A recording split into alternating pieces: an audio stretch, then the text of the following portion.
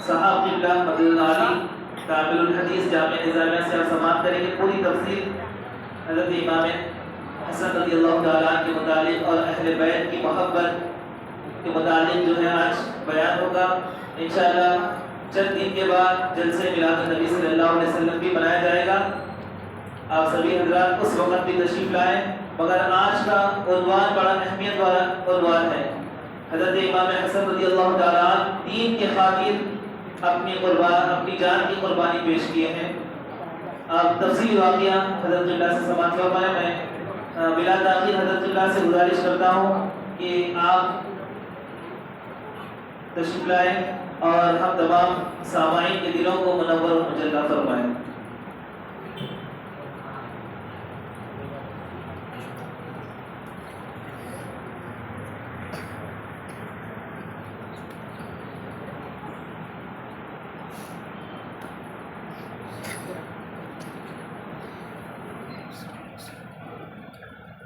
السلام علیکم ورحمۃ اللہ وبرکاتہ۔ الحمد للہ رب العالمین والعاقبۃ للمتقین والصلاة والسلام علی سید الانبیاء والمرسلین، اما بعد فأعوذ بالله من الشيطان الرجيم، بسم الله الرحمن الرحيم۔ قال الله تبارك وتعالى في القرآن المجيد، قل لا أسألكم عليه أجرا إلا المودة في القربى، صدق الله العظيم وصدق رسوله النبي الأمين الكريم، ونحن على ذلك لمن الشاهدين والشاكرين والحمد لله رب العالمين۔ محترم حاضرین، آئیے ہمارا کچھ گفت و شنید سے قبل اپنے حبیب پاک علیہ الصلوۃ والسلام کی بارگاہ میں ادب اور احترام کے ساتھ ایک دفعہ درود پاک پڑھیے۔ اللہم صلی علی سیدنا مولانا محمد حبیبنا و نبینا و مولانا محمد وعلی آلہ و اصحابہ اجمعین۔ آج ہم جس ہستی کی یاد میں جمع ہوئے ہیں وہ کوئی اور نہیں بلکہ نواسۂ رسول حضرت سیدنا محمد الرسول اللہ صلی اللہ علیہ وسلم کی یاد میں جمع ہوئے ہیں۔ آپ کی محبت ہمارے لیے ضروری ہے کہ وہ اہل بیت کی محبت ہمارے لیے ضروری ہے۔ ان کی محبت کے بغیر ہم قرب خدا تک نہیں پہنچ سکتے، رسول اللہ کے پاس تک ہم نہیں پہنچ سکتے، اس لیے کہ اہل بیت سے محبت ہمارے لیے ضروری ہے۔ اور یہ بھی یاد رکھ لیں کہ اہل بیت سے محبت ہم صرف اس لیے نہیں کرتے ہیں کہ کوئی آ کر ہم سے کہا کہ اہل بیت سے محبت کی جائے، ہم اس لیے نہیں کرتے، بلکہ یہ ان ہستیوں سے محبت اس لیے بھی کی جاتی ہے کہ یہ قرآن والی ہستیاں ہیں، یہ اللہ کے محبوب ہستیاں ہیں، یہ رسول اللہ کے نواسے ہیں، ان سے محبت کی جاتی ہے۔ اب آپ دیکھیں نبی پاک علیہ الصلوۃ والسلام دنیا میں جب تشریف لائے، دنیا میں تشریف لانے کا مقصد یہ تھا تاکہ بھٹکی ہوئی قوم کو اللہ کی طرف بلایا جائے، بھٹکی ہوئی قوم کو راہ راست پر لایا جائے۔ تو اللہ کے رسول صلی اللہ علیہ وسلم دنیا میں تشریف لا کر صحابہ کو بھی پاک کیے ہیں، اہل بیت کو بھی پاک فرمائے۔ صحابہ بھی اور اہل بیت بھی، یہ دونوں سے ہم محبت کرتے ہیں، اس لیے کہ رسول اللہ نے دونوں کو پاک فرمایا۔ وہ اور جماتے ہیں کہ صحابہ کی جو تعریفیں کرتے ہیں اہل بیت کو چھوڑتے ہیں، اہل بیت کی تعریف میں صحابہ کو چھوڑتے ہیں، لیکن کروڑ ہاتھ شکر اور احسان ہے اللہ نے ہم کو اہل سنت والجماعت میں پیدا فرمایا، جو اہل بیت کو بھی محبت سے ان کا ذکر کرتے ہیں اور صحابہ کی بھی تعریفیں ہم کرتے ہیں۔ ہم دونوں کو ماننے والے ہیں، اور یہ دونوں کو جب ہم دیکھیں گے، اہل بیت اور صحابہ کرام، صحابہ کون ہیں؟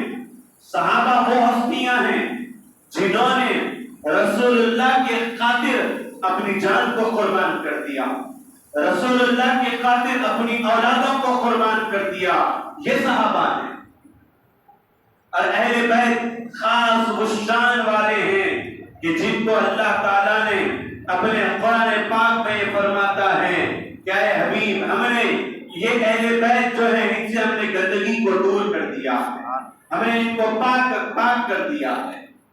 حضرین محترم، ہم دیکھیں گے سب سے پہلے ہم یہ جانیں گے سیدنا امام حسن رضی اللہ تعالیٰ عنہ اور سیدنا امام حسین رضی اللہ تعالیٰ عنہ، یہ دو نواسے رسول ہیں، اور ان میں سب سے بڑے نواسے کون ہیں حضور کے؟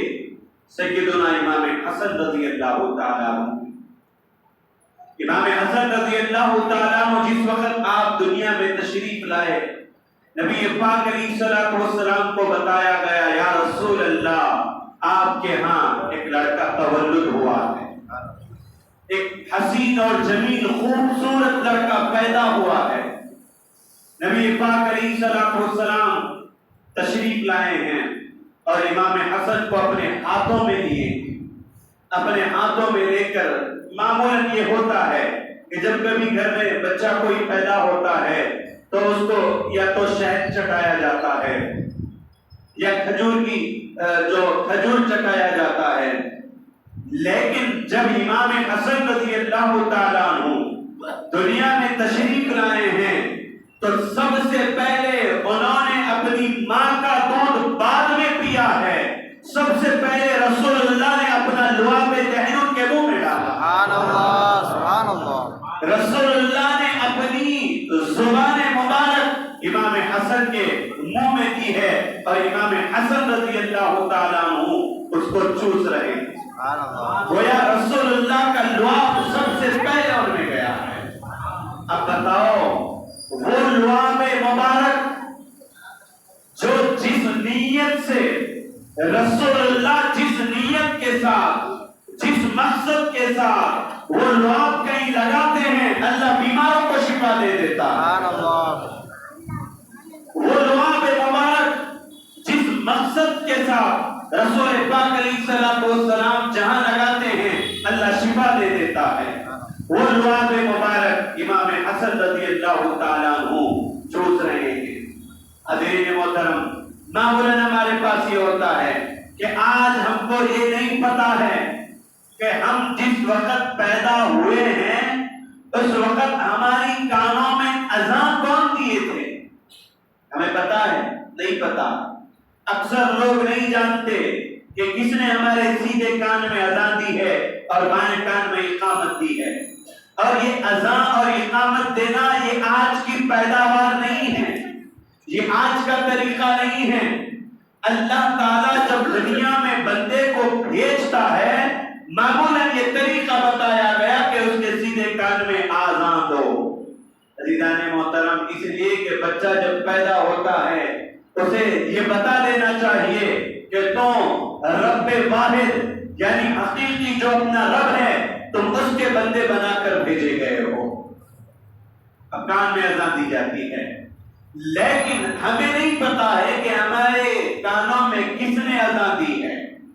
لیکن میں آپ کو بتاؤں، وہ امام حسن رضی اللہ تعالیٰ عنہ، وہ امام حسین رضی اللہ تعالیٰ عنہ، وہ صحابہ کی اولادیں، نبی پاک علیہ الصلوۃ والسلام نے امام حسن رضی اللہ تعالیٰ عنہ کے کان میں اذان دے رہے ہیں۔ وہ کتنے شان والے ہیں جن کی کان میں آج ہمارے پاس کوئی بزرگ اذان دے دے تو ہم ان کا بسط احترام نام لیتے ہوئے کہتے ہیں کہ فلاں بزرگ نے میرے بچے کے کان میں اذان دی تھی، فلاں بزرگ نے میرے بچے کو शहद चटाया था, इस तरीके से कहते हैं। लेकिन वो हस्ती किस शान की हैं जिनके मुंह में सबसे पहले रसूल पाक अलैहिस्सलातु वस्सलाम का दुआब जा रहा है और कानों में अज़ान रसूल पाक अलैहिस्सलातु वस्सलाम दे रहे हैं, अल्लाह का नाम पुकारा जा रहा है। अज़ीज़ान मोहतरम, ये तरीका हमारे पास भी राइज है और इस तरीके को हम खत्म नहीं कर सकते। याद रखें, ये तरीका कभी खत्म होने वाला नहीं है। अज़ान देना ये जरूरी है, इकामत देना ये जरूरी है। और एक वजह ये भी बताई गई कि अज़ान और इकामत सारों की हो चुकी है, सारे लोगों के कानों में अज़ान और इकामत दी जा चुकी है। जहां एक लम्हे फिक्र मैं आपको देना चाहता हूं वो ये है कि जब अज़ान भी हो चुकी है, इकामत भी हो चुकी है, तो अब नमाज के लिए कितनी देर बाकी रहेगी? क्या आधा घंटा बाकी रहेगा? क्या 15 मिनट बाकी रहेंगे? कुछ वक्त होगा, बस फौरन बाद जो है नमाज खड़ी हो जाएगी। तो यहाँ एक लम्हे फिक्र दिया जाता है कि देखो आपकी अज़ान भी हो चुकी है, इकामत भी हो चुकी है, पता नहीं कब हमारी जो है नमाज पढ़ी जाएगी।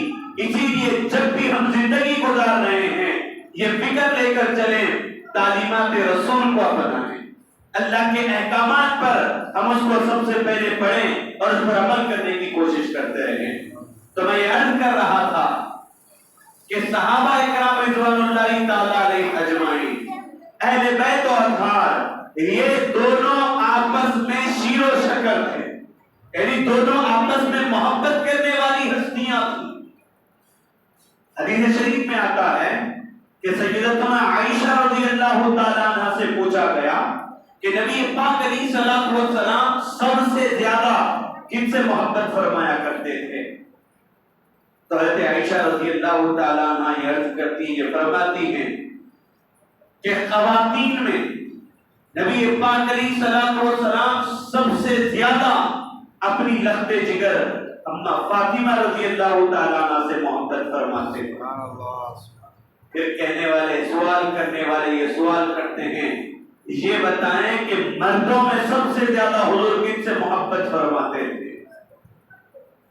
फिर हजरत आयशा रज़ियल्लाहु ताला अन्हा ये फरमाती हैं कि मर्दों में सबसे ज्यादा हुजूर मौला अली मुश्किल कुशा से मोहब्बत फरमाते हैं। सुभान अल्लाह। सवाल किससे पूछा जा रहा है? सवाल सहाबिया से पूछा जा रहा है। हजरत आयशा रज़ियल्लाहु ताला अन्हा से पूछा गया, आप कहती हैं कि फातिमा रज़ियल्लाहु ताला अन्हा से मोहब्बत करते थे रसूल, अली रज़ियल्लाहु ताला अन्हु से मोहब्बत करते थे रसूल। अब इसी का दूसरा रुख हम देखते हैं, हजरत फातिमा रज़ियल्लाहु ताला अन्हा से पूछा गया कि रसूलुल्लाह किनसे ज्यादा मोहब्बत फरमाते थे? आप कहती हैं कि ख़वातीन में सबसे ज्यादा रसूल पाक अलैहिस्सलातु वस्सलाम हजरत आयशा रज़ियल्लाहु ताला अन्हा से मोहब्बत फरमाते थे। मर्दों में किससे ज्यादा मोहब्बत करते थे? कहा मर्दों में सबसे ज्यादा हुजूर सिद्दीक़ अकबर को पसंद फरमाते थे। अब हम देखें यहाँ पर ये दोनों सहाबा अहले बैत की तारीफ कर रहे हैं, अहले बैत सहाबा की तारीफ कर रहे हैं। तो मैं यही बतलाना चाहता हूँ कि सहाबा अहले बैत ये आपस में शीरो शक्ल थे। रुहमाओ बैनहुम की तफसीर अगर देखना है, सहाबा और अहले बैत को देख रहे हैं। सहाबा आपस में मोहब्बत करने वाले थे। अच्छा, आप याद रखें कि जब हम देखते हैं और पढ़ते हैं, सुनते हैं कि मौला अली मुश्किल कुशा की शान वरा उल वरा है, मौला अली मुश्किल कुशा अहले बैत और अतहार में से हैं, मौला अली मुश्किल कुशा इमाम हसन हसनैन करीमैन के वालिद मोहतरम हैं। उनकी शान ये है कि कहा अली के चेहरे को देखना भी इबादत है। अली के चेहरे को देखना भी इबादत है। ये सारी कायनात को कैसे पता चला, इसको बयान करने वाले कौन हैं? तो हर जगह से यही आवाज आएगी, इस हदीस के रावी सिद्दीक़ अकबर रज़ियल्लाहु ताला अन्हु, अबू बकर सिद्दीक़ रज़ियल्लाहु ताला अन्हु ने कायनात को बताया है, ऐ कायनात वालों, अली का मकाम वो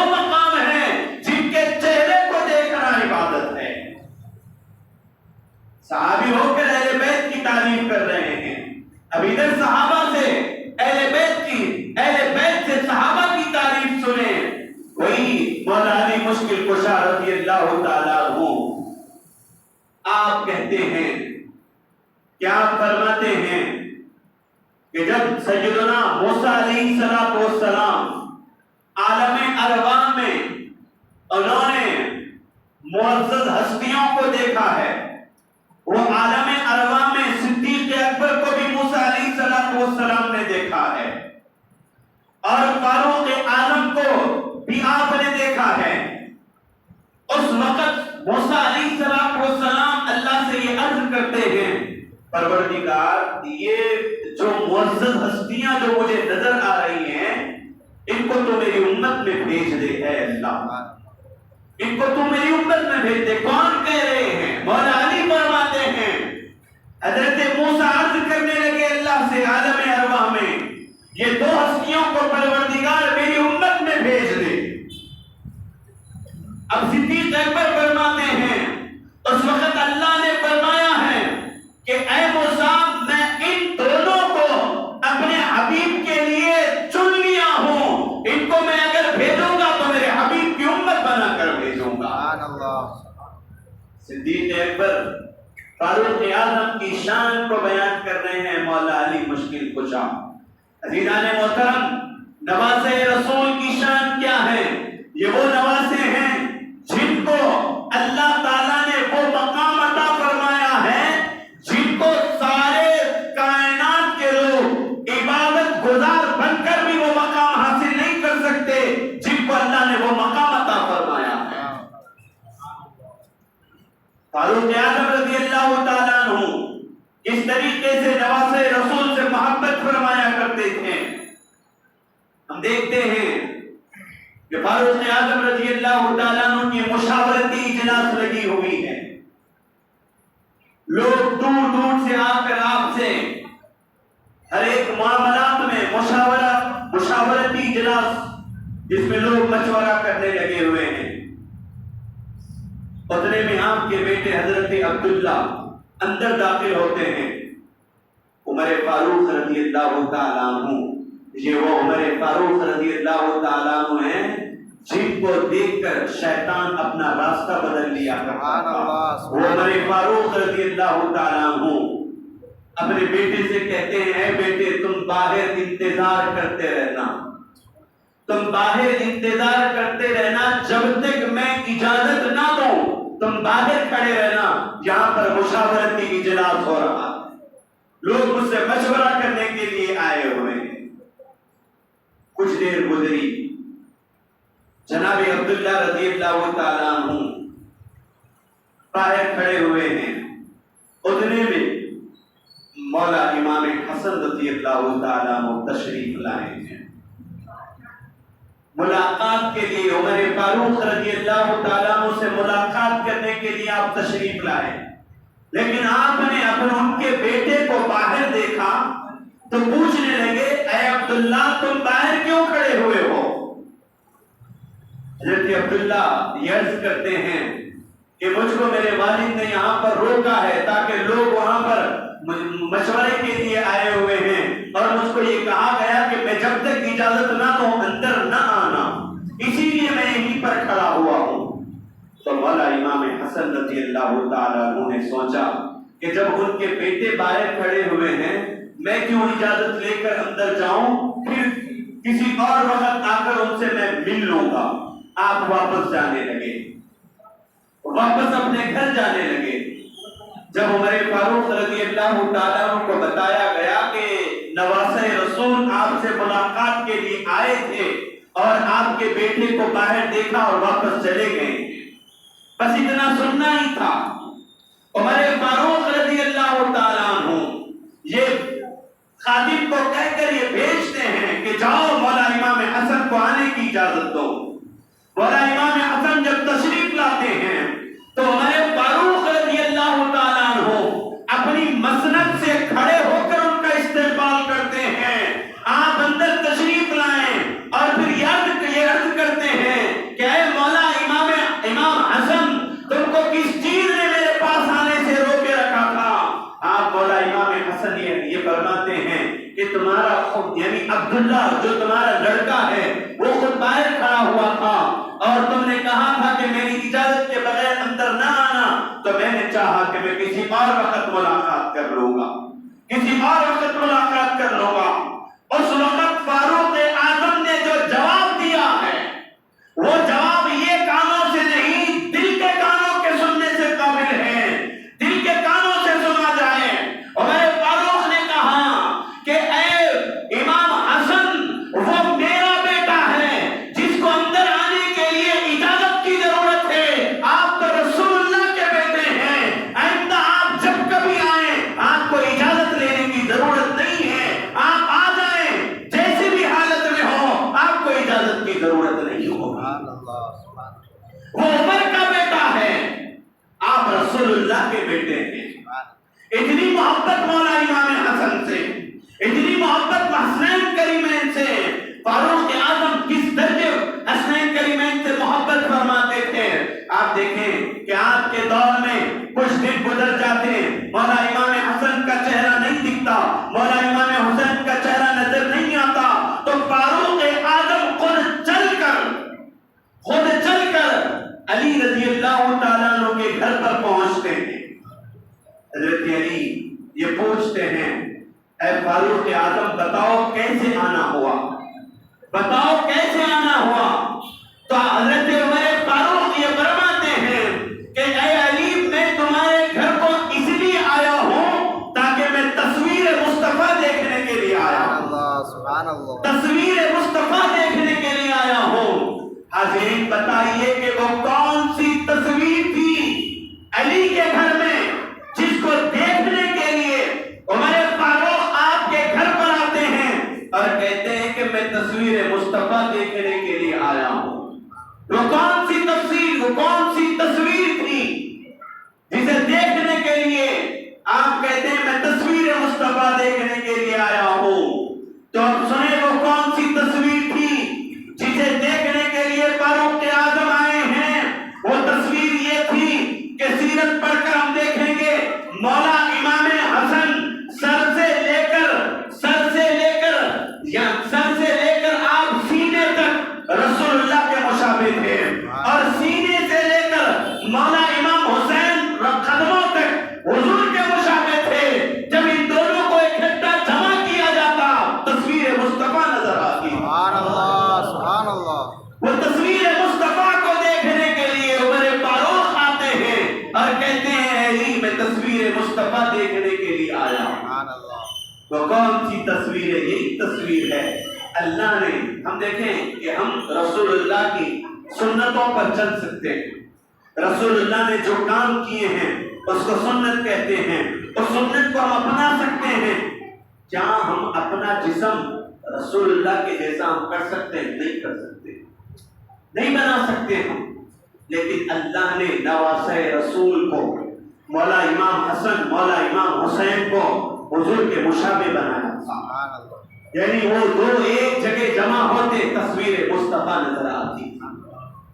حضرین محترم، جب مولا امام حسن رضی اللہ تعالیٰ عنہ دنیا میں تشریف لائے تو کہا ان کا نام کیا رکھا جائے، ان کا نام کیا رکھا جائے؟ مولا علی فرماتے ہیں کہ ان کا نام یا رسول اللہ آپ کے ہوتے ہوئے میں کیا کہوں کہ ان کا نام کیا رکھا جائے، لیکن میں نے یہ سوچا ہے کہ ان کا نام حرب رکھا جائے۔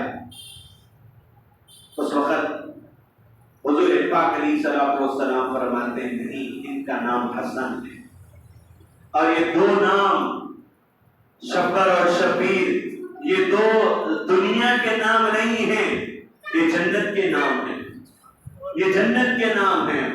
عزیزان محترم، ان کا مقام کیا ہے؟ رسول اللہ نے فرمایا ان کا نام حرب نہیں، ان کا نام حسن ہے، ان کو حسن بلایا جائے۔ اور سیرت پڑھ کر ہم دیکھیں گے، سیرت النبی ہم پڑھ کر دیکھیں گے تو سیرت کے حوالے سے ہمیں پتہ چلے گا دشمنان رسول نے یہ کہا تھا رسول اللہ کی کوئی اولاد باقی نہیں رہ رہی ہے، جبکہ بعد دیگر کا ساروں کا وصال ہو رہا ہے۔ وہ لوگوں نے یہ بات کہی تھی کہ اولاد ہوگی تو ان کا ذکر باقی ہوگا، रसूल अल्लाह की औलाद होगी तो उनके मिशन को बाकी रखा जाएगा। दुश्मनाने रसूल का ये तसव्वुर था, औलाद तो खत्म हो रही है, फिर उनका जिक्र भी खत्म हो जाएगा। लेकिन उसी वक्त अल्लाह ताला ने मौला इमाम हसन को दुनिया में भेजा है और मौला इमाम हसन के जरिए आज सारी कायनात में आपकी औलादें हैं जो दीन का जज्बा लेकर आगे बढ़ रही हैं, रसूलुल्लाह के मिशन को आगे फैला रही हैं। उन्होंने क्या कहा था? औलाद होगी तो जिक्र बाकी रहेगा। अल्लाह ने नवासे रसूल के जरिए दीन को आगे पहुंचाया। दीदाने मोहतरम, वाला इमाम हसनैन करीमैन का मकाम देखना है तो हम ये समझ सकते हैं इस बात से कि हसनैन करीमैन का मकाम अल्लाह ताला के नजदीक, रसूलुल्लाह के नजदीक क्या है? मौला इमाम हसनैन करीमैन ये वो घराने के चिराग हैं जिनको ये उस घराने में पैदा हुए हैं जिनके नाना अंबिया के सरदार हैं, सुभान अल्लाह, जिनके नाना अंबिया के सरदार हैं, जिनके बाबा मौला अली औलिया के सरदार हैं और जिनकी माँ खातून जन्नत जन्नती कवातीन की सरदार हैं। ऐसे घराने में आपने आंखें खोली। अब आप बताएं उनका मकाम क्या होगा? मैं ज्यादा नहीं, बस एक हदीस आपको बयान करता हूँ। हजरत हुज़ैफा रज़ियल्लाहु ताला अन्हु, मिशकात शरीफ में हदीस है, हजरत हुज़ैफा रज़ियल्लाहु ताला अन्हु वो कहते हैं, अपनी माँ के एक बेटे थे, वो कहते हैं कि माँ मुझे इजाजत दें कि मैं रसूलुल्लाह के पीछे नमाज अदा करके फिर वापस आ जाऊंगा। फिर उन्होंने अपनी माँ से कहा, ऐ माँ मुझे इजाजत इस बात पर भी दे कि मैं तेरे लिए रसूलुल्लाह से तेरे और मेरी मग़फ़िरत की भी दुआ करवा के वापस आऊंगा। उनकी माँ ने इजाजत दी। अब आप चले हुजूर पाक अलैहिस्सलातु वस्सलाम के पास पहुंचे हैं, हुजूर के पीछे नमाज इख्तिदा फरमाई आपने, लेकिन हुजूम इतना था कि आप उस नमाज के बाद हुजूर से मुलाकात ना हो सकी। फिर जब दूसरी नमाज यानी मगरिब, गालिबन मगरिब की नमाज थी, फिर इशा की नमाज रसूल पाक अलैहिस्सलातु वस्सलाम के पीछे इख्तिदा में पढ़ चुके थे। अब रसूलुल्लाह अपने कमरे में दाखिल हो रहे थे। हजरत हुज़ैफा यानी माँ को तो जवाब देना ही है कि माँ से मैंने ये कहा था, माँ मुझे इजाजत दे, मैं रसूलुल्लाह के पीछे नमाज पढ़कर तेरी भी और मेरी भी मग़फ़िरत की दुआ करके वापस आऊंगा। रसूलुल्लाह के मुंह से, रसूलुल्लाह के जुबान से तेरे लिए मग़फ़िरत की दुआ करवा के आऊंगा। अब हुजूर कमरे में दाखिल हो रहे थे, हजरत हुज़ैफा पीछे रसूलुल्लाह के गए। रसूलुल्लाह पीछे नहीं पलटे, रसूलुल्लाह ने अपने चेहरे को नहीं पलटाया, बल्कि सीधी जानिब देखते हुए ही कहा, हुज़ैफा हो? हुज़ैफा कहते हैं, हाँ या रसूलुल्लाह, मैं हुज़ैफा ही हूँ। आपने रसूलुल्लाह ने पीछे नहीं देखा, बस कहा हुज़ैफा हो? हुज़ैफा कहते हैं, हाँ या रसूलुल्लाह, हुज़ैफा ही हूँ, बस इतना कहना था। रसूलुल्लाह ने कहा, ए हुज़ैफा, रब ताला तुम्हारे और तुम्हारे माँ की बख्शिश करवा दे। सुभान अल्लाह, सुभान अल्लाह। आपने रसूलुल्लाह ने कहा तुम्हारे और तुम्हारी माँ की अल्लाह बख्शिश फरमा दे गुनाहों की। बताओ क्या कहना चाहते हो? अब हजरत हुज़ैफा दिल में ये सोचने लगे, जो कहने के लिए आया था वो जुबान पर आया नहीं, रसूलुल्लाह ने खुद अता कर दिया। सुभान अल्लाह, सुभान अल्लाह। हमारे रसूल वो हैं, किसी शायर ने कहा, मैं क्यों कहूँ रसूल को ये अता वो अता चाहिए, उनको मालूम है हमको क्या चाहिए। सुभान अल्लाह, बेशक बेशक। उनको मालूम है हमको क्या चाहिए। हजरत हुज़ैफा कहते हैं, मैंने अपनी जुबान से अभी कहा ही नहीं, रसूलुल्लाह भी पीछे पलटे ही नहीं, रसूलुल्लाह ने नाम भी बता दिया और दिल में जो मैं सोच कर आया था उस चीज को भी रसूलुल्लाह ने जाहिर कर दिया। कहा, गफ़रल्लाहु लका व लिउम्मिका या हुज़ैफा, अल्लाह ताला तुम्हारे और तुम्हारे माँ की गुनाहों की बख्शिश अता फरमा दे। सुभान अल्लाह। ہمارے آقا وہ ہیں کہ ایک انسان رسول اللہ کے پاس آتا ہے تو ان کے دل میں جو چیز چلتی ہے رسول اللہ اس کو بھی جاننے والے ہیں، رسول اللہ اس کو بھی جانتے ہیں۔ اب اس کے بعد حضرت حذیفہ، حضور نے فرمایا کہ حذیفہ مانگو، کیا مانگنا چاہتے ہو؟ حذیفہ دل میں کہنے لگے جو مانگنے کے لیے آیا تھا وہ تو بن مانگے ہی عطا ہو گیا۔ اب حضرت حذیفہ کو رسول اللہ اپنے پاس بلاتے ہیں اور کہتے ہیں حذیفہ میرے قریب آ جاؤ۔ حضرت حذیفہ رسول اللہ کے قریب چلے گئے۔ اب رسول اللہ فرماتے ہیں اے حذیفہ سنو، ابھی کچھ دیر پہلے آسمان سے ایک فرشتہ میرے پاس آیا تھا، اور وہ فرشتہ ایسا ہے کہ آج سے پہلے وہ زمین پر کبھی نہیں آیا تھا، زمین پر کبھی نہیں آیا تھا۔ حضرت رسول اللہ کو یہ بھی پتا ہے کہ فرشتوں کی تعداد کیا ہے، فرشتوں کی تعداد کیا ہے، اور کتنے فرشتے زمین پر آ رہے ہیں، کتنے فرشتے واپس جا رہے ہیں، اور کون سا فرشتہ کتنی مرتبہ زمین پر اتر رہا ہے، اس کا بھی علم اللہ نے رسول اللہ کو عطا فرمایا۔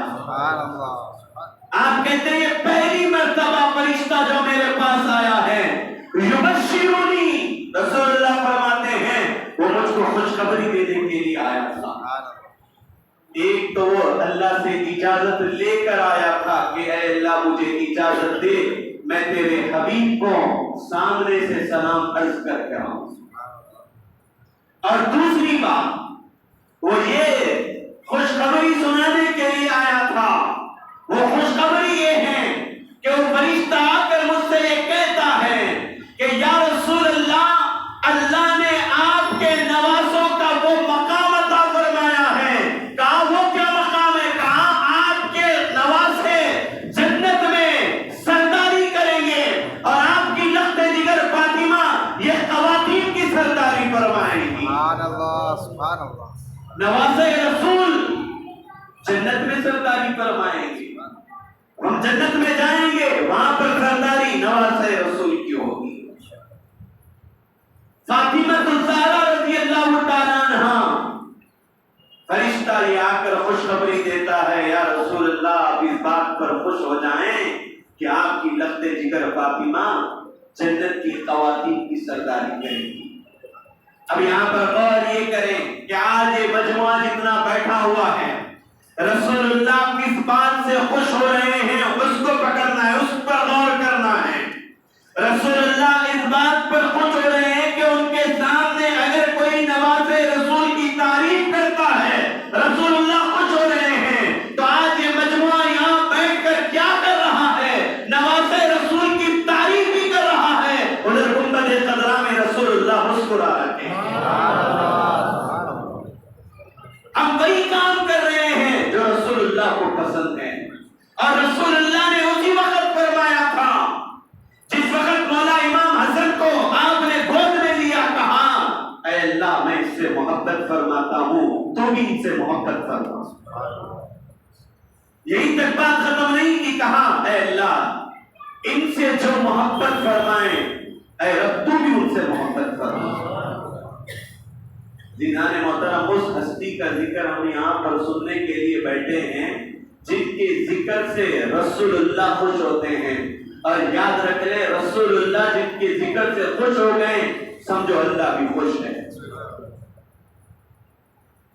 اس طریقے سے رسول پاک علیہ الصلوۃ والسلام نواسۂ رسول مولا امام حسن ہو، مولا امام حسین ہو، اہل بیت و اطہار کی آپ نے تعریف فرمائی ہے۔ اور یہاں تک ایک بات یہ بھی یاد رکھ لیں کہ ان کا مقام رب کریم کے پاس کس درجے بلند مقام ہے کہ ایک دفعہ مولا امام حسن اور امام حسین رضی اللہ تعالیٰ عنہ اپنی لوحات یعنی تختیوں پر کچھ لکھے ہیں، اس کو دونوں نے الگ الگ تختیوں پر کچھ لکھا ہے، چھوٹے چھوٹے نواسۂ رسول ہیں۔ فیصلے کے لیے آ گئے حضرت علی رضی اللہ تعالیٰ عنہ کے پاس، آ کر کہنے لگے اے بابا جان یہ بتائیں کہ ہم دونوں نے تختیوں پر کچھ لکھا ہے، یہ بتائیں کہ کس کا خط اچھا ہے، کس کس کا خط اچھا ہے؟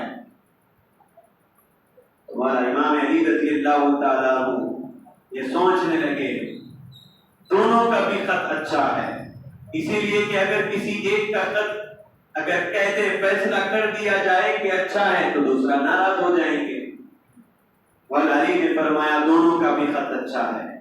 پھر اس کے بعد کہا اگر تم فیصلہ ہی چاہتے ہو تو اپنی ماں کے پاس چلے جاؤ۔ وہ اپنی ماں لخت جگر فاطمہ الزہرا رضی اللہ تعالیٰ عنہ کے پاس پہنچتے ہیں، کہتے ہیں اماں جان یہ بتائیں کہ ہم دونوں نے تحریر لکھی ہے، یہ فیصلہ کریں کہ ہم میں کس کا خط اچھا ہے۔ انہوں نے بھی یہی سوچا کہ ہم میں کسی ایک کا خط اگر کہوں اچھا ہے تو دوسرے ناراض ہو جائیں گے۔ کہا یہ فیصلہ میں نہیں کر سکتی، یہ فیصلے کے لیے تمہیں جانا ہوگا میرے بابا جان کے پاس، سبحان اللہ سبحان اللہ، جو ساری کائنات کے معلم ہیں، ساری کائنات کے پڑھانے والے ہیں۔ اب رسول پاک علیہ السلام کے پاس دو نواسے رسول ان کے پاس پہنچتے ہیں اور کہتے ہیں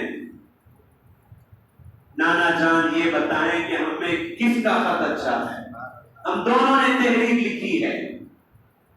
رسول پاک علیہ السلام نے دیکھا، کہا کہ میں کیسے فیصلہ کروں، یہ فیصلہ میں نہیں خود رب کائنات فرمائے گا، خود رب کائنات فرمائے گا، اس لیے کہ اگر میں کسی ایک کا خط فیصلہ کر دوں اچھا ہے، ویسے دونوں کا خط اچھا نظر آ رہا ہے، کسی ایک کا میں فیصلہ کر دوں دوسرے ناراض ہو جائیں گے۔ تو اس وقت آپ نے کہا کہ میرے ہاتھ میں 7 موتی ہیں، میں اس کو آسمان کی جانب اچھالوں گا، جس کی تختی پر اگر زیادہ اس میں سے زیادہ کسی ایک کی تختی پر گریں گے تو سمجھ جاؤ ان کا خط اچھا ہے، اور یہ فیصلہ خداوندی فیصلہ ہے، یہ رب فیصلہ فرمائے گا۔ تو آپ نے اس وقت جو ہے اپنے ہاتھ سے جو موتی تھی اور رسول پاک علیہ السلام نے آسمان کی طرف اچھالی ہیں، تو کائنات نے یہ منظر دیکھا ہے کہ رسول پاک امام حسن رضی اللہ تعالیٰ عنہ اور امام حسین رضی اللہ تعالیٰ عنہ اپنی تختی کو پھیلائے ہوئے ہیں، تو 3 موتی مالا امام حسن کی تختی پر گرتے ہیں اور 3 موتی مالا امام حسین کی تختی پر گرتے ہیں۔ جو ایک موتی آسمان کے درمیان میں لٹکا ہوا تھا، رب نے جبرائیل کو حکم دیا کہ جبرائیل جاؤ اس کے بھی 2 ٹکڑے کر دو، اس کے بھی 2 ٹکڑے کر دو، اور ایک ٹکڑا یعنی آدھا ٹکڑا مولا امام حسن کی تختی پر ڈالنا اور ایک ٹکڑا مولا امام حسین کی تختی پر ڈالنا۔ مگر رب کائنات نے بھی یہ فیصلہ کر دیا ہے کہ یہ 2 شہزادے میرے حبیب کے نواسے ہیں، میں ان کو ناراض نہیں دیکھنا چاہتا، نہ کرنا چاہتا ہوں، میرا یہ فیصلہ ہے دونوں کا بھی خط اچھا ہے۔ سبحان اللہ سبحان اللہ۔ تو آج ہم ان کے ذکر کے لیے بیٹھے ہوئے ہیں جن کا ذکر کرنے سے رب خوش ہو رہا ہے، گنبد خضرا میں رسول اللہ خوش ہو رہے ہیں۔ یہ وہ ہستیوں کا ذکر ہے، اور یاد رکھیں کہ یہ کوئی تاریخی ہستیاں نہیں ہیں کہ ان کو تاریخ سے پڑھ کر جو ہے جانا جائے، یہ ہمارا عقیدہ ہے اہل بیت، اہل بیت ہمارا عقیدہ ہے۔ اگر اہل بیت پر کسی کا ایمان نہ ہو تو وہ مومن نہیں ہو سکتا، کیونکہ اگر اہل بیت کا انکار قرآن کا انکار ہے، کیونکہ قرآن میں ان کی عظمتیں بیان کی گئی ہیں۔ یہ اہل بیت کا ذکر ہم یہاں پر کرنے کے لیے بیٹھے ہوئے ہیں۔ الغرض محترم نبی پاک علیہ السلام نے اسی وقت فرما دیا تھا میرے اس نواسے کو شہید کر دیا جائے گا، تو آپ کو زہر دے کر آپ شہید ہوئے تھے، لیکن یاد رکھیں آپ نے اپنی زندگی میں جو کارنامے انجام دیے ہیں، رسول پاک علیہ السلام کی تعلیمات کو لوگوں تک پہنچایا، اور آپ جب ہوا پیدل آپ حج کر کے بتائیں، آپ کو سواریاں پیش کی جاتی تھی کہ آپ اس پر بیٹھ کر گئے خانہ کعبہ کی طرف چلیں، حج کے لیے چلیں، آپ کہتے تھے نہیں، میرے دل نے یہ گوارا نہیں، میرا دل یہ گوارا نہیں کرتا کہ میں اللہ کے گھر جاؤں تو سواری پر بیٹھ کر جاؤں، میں چاہتا ہوں کہ پیدل جاؤں۔ پیدل جاؤ، جہاں جہاں پر وقت ہوتا نماز کا وہاں پر نماز ادا فرماتے رہتے۔ یہاں پر آپ یہ بات بھی یاد رکھیں، مولا امام حسین رضی اللہ تعالیٰ عنہ جس وقت لشکر لے کر نکلے تھے اپنے مقام سے اور پہنچے ہیں کربلا تک، سیرت ہم کو یہ بتاتی ہے کہ جہاں سے نکلے ہیں، جہاں پہنچے ہیں، نکلنے سے پہنچنے تک آپ کے لشکر کی کوئی ایک نماز بھی قضا نہیں ہوئی تھی، سبحان اللہ، کوئی ایک نماز بھی قضا نہیں ہوئی تھی، چھوٹنا تو دور کی بات ہے۔ تو یہ نواز رسول کی تعلیمات پر ہمیں چلنا ہے۔ اب آخر میں اللہ سے دعا کرتا ہوں، پروردگار جو ہم یہاں پر جمع ہوئے ہیں، مولا ہمارے جمع ہونے کو قبول فرما۔ اے میرے مالک، سب کی بگڑیوں کو بنا دینا مولا، سب کی حاضری کو قبول فرمانا مولا۔ میرے مالک پروردگار عالم، مولا امام حسنین کریمین کا صدقہ ہم کو عطا فرما۔ پروردگار عالم، جو بے اولاد ہیں ان کو صاحب اولاد بنا دینا۔ میرے مالک، آسمان سے نازل ہونے والے، زمین سے نکلنے والے فتنوں سے ہم تمام کی حفاظت فرما۔ پروردگار عالم، یہاں جتنے بیٹھے ہیں مولا، سب کی زندگی میں برکتیں عطا فرما، سب کے گھروں میں خیر و برکت عطا فرما۔ پروردگار عالم، ہماری زندگیوں میں اخلاص عطا فرما مولا۔ ہم تمام کی بگڑیوں کو بنا دینا مولا، ہم تمام میں اتحاد اور اتفاق عطا فرمانا مولا۔ فلسطین میں مسلمانوں کی مدد فرمانا مولا، غزہ میں مسلمانوں کی مدد فرمانا مولا، مظلوم مسلمانوں کی مدد فرمانا مولا۔ ظالم کو نیز و نابود کر دینا مولا، ظالم کے مقاصد کو ناکام بنا دینا مولا۔ میرے مالک پروردگار، ہم تمام کو صحت و عافیت عطا فرمانا مولا۔ ہم میں جو بیمار ہیں مولا، ان کو شفا عاجل عطا فرمانا مولا۔ جو ہم سے دعاؤں کے لیے کہتے ہیں، ان کے حق میں بہتر سے بہتر فیصلے فرمانا میرے مالک۔ وصلی اللہ تعالی وسلم علی خیر خلق سیدنا و نبینا و مولانا محمد وعلی آلہ و اصحابہ اجمعین۔ الحمد للہ رب العالمین۔